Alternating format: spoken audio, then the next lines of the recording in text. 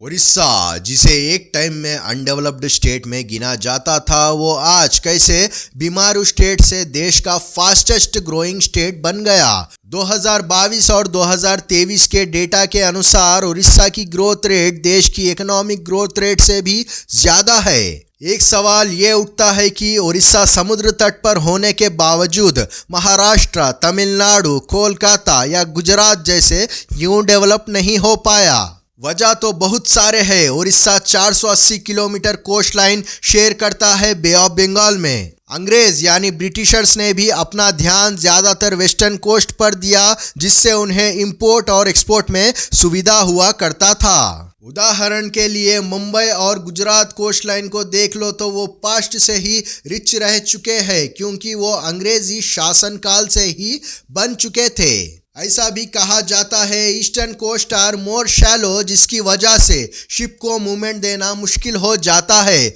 उड़ीसा के जो जंगल है वो आज भी काफ़ी गहरा और घना है और काफ़ी सारे लोग आज भी इन जंगलों में रहते हैं। ऐसे इंफ्रास्ट्रक्चर को ग्रो करना भी अपने आप में एक बहुत बड़ा चैलेंज है। एक और बात यह भी है कि उड़ीसा राज्य को आए दिन नेचुरल डिजास्टर जैसे साइक्लोन, फ्लड्स की मार को झेलना भी पड़ता है। उड़ीसा में 1999 में साइक्लोन आया था, जिसमें 9000 से ज्यादा लोगों ने अपनी जान गंवाई थी। ऐसे में इन्वेस्टर्स को भी प्रोजेक्ट्स लाने में खतरा महसूस होता है, लेकिन आज चीजें कुछ हद तक बदलने लगी है। 1999 के साइक्लोन के पहले उड़ीसा के 50% लोग गरीबी रेखा में थे, जो आज घटकर 25% में आ चुका है। पिछले साल उड़ीसा में इंडस्ट्रियल सेक्टर काफी उभर कर सामने आया है, जिसके बाद ये अनुमान है कि उड़ीसा 8 से 8.5% से ग्रो कर सकता है। साल 2024 में इंडिया के 35% नेचुरल रिसोर्सेस उड़ीसा के पास है।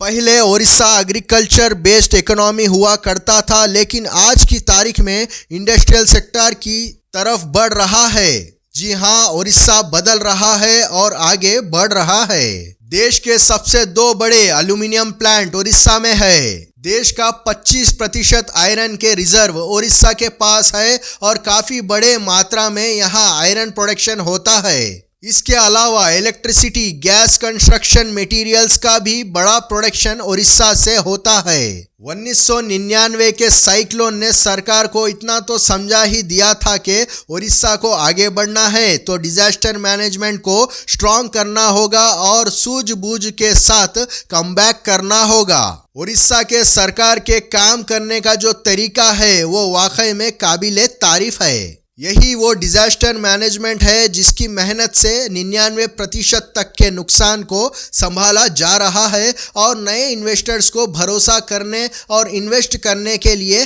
काफ़ी है। इसलिए आज हमें उड़ीसा में एग्रीकल्चर, प्रोडक्शन सर्विस और टूरिज्म को मिलाकर एक लाभदायक इकोनॉमिक ग्रोथ देखने को मिल रहा है और उड़ीसा आज फास्टेस्ट ग्रोइंग इकोनॉमिक स्टेट में गिना जा रहा है। पिछले 6 सालों में उड़ीसा की इकोनॉमी 100% ग्रो की और कूंज कर लिया है। उड़ीसा में और कई सारे प्रोजेक्ट्स आने वाले हैं, जैसे कि धामरा इंडस्ट्रियल सेज यानी अडानी ग्रुप का बहुत बड़ा इन्वेस्टमेंट है उड़ीसा में, जो कि all weather multi user multi cargo port होगा, जिसका एम है largest and most efficient port बनाना पूरे ईस्ट कोस्ट पर। इस प्रोजेक्ट के 20 किलोमीटर दूरी पर धामरा एयरपोर्ट भी बनाया जाएगा, जिससे कमर्शियल एक्टिविटी को बढ़ाया जाएगा। ये 500 एकड़ पर बनने वाली 500 करोड़ की लागत से बनाया जाएगा। एक और प्रोजेक्ट जो कि निम्स यानी नेशनल इन्वेस्टमेंट मैन्युफैक्चरिंग जोन है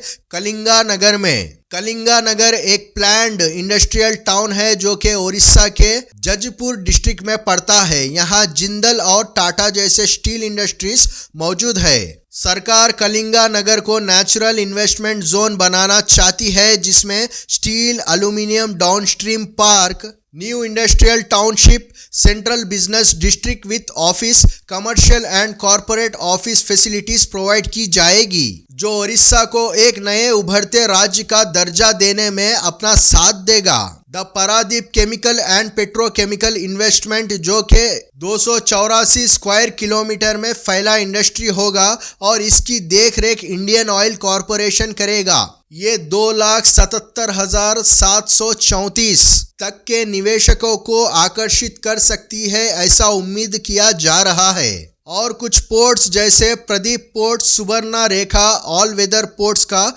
एक्सपेंशन किया जाएगा। भारत का पहला इथेनॉल प्लांट ओडिशा में बनाया जाएगा, जिसे बर्गर मेगा इथेनॉल प्लांट के नाम से जाना जाएगा। इस प्लांट को भारत पेट्रोलियम लिमिटेड बनाएगा और करीब 1,000 करोड़ रुपए का निवेश इस प्रोजेक्ट में हो सकता है। सिर्फ इंडस्ट्री ही नहीं, ओडिशा की आईटी सेक्टर भी इस मामले में आगे रहा है, जिसमें सबसे बड़ा नाम है इन्फो वैली भुवनेश्वर। ये एक मल्टीपर्पस प्रोजेक्ट है जिसमें आईटी और special economic zone, electronic system design, business park for corporate officers बनाए जाएंगे, जिसमें TCS, Infosys, HCL, Wipro, Tech Mahindra जैसे कंपनी इन्वेस्ट कर सकती है। आपको किस स्टेट के अपकमिंग प्रोजेक्ट्स के बारे में जानना है, कमेंट में बताइए। वीडियो पसंद आए तो लाइक और चैनल को सब्सक्राइब करें। धन्यवाद।